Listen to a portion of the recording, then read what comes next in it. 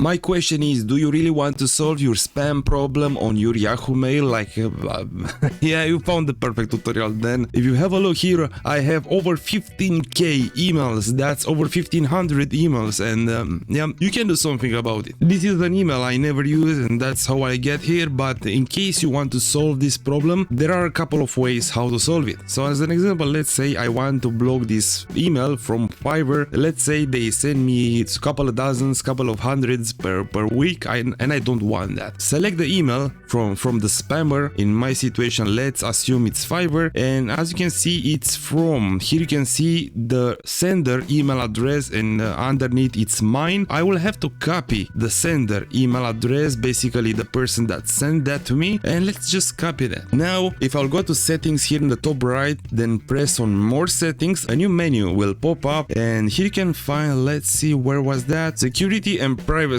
and here you can see blocked email addresses. I have none. Let's press on add, and here you can paste the sender email address like I did with Fiverr, and press on save, and now that email is totally blocked. I will never receive emails from that person ever again, and also the sender will not be notified that you blocked them. Also, let's press on add example, don't know, gmail.com, a totally random email. You can add as many emails addresses here as you want, example 2 at yahoo.com. press on save, and I have 3 emails blocked for now, and you got the point. You can do that with all the are sending you junk. Now let's get back to our ships. What other thing you can do whenever you receive an email from that person, Fiverr in that situation, I have no problem with Fiverr. Select that email, and you can select which email you want. From all those persons that spam you, after you're done, you can press here on spam, and you're done again. Those emails have been marked as spam, and from now on you will not receive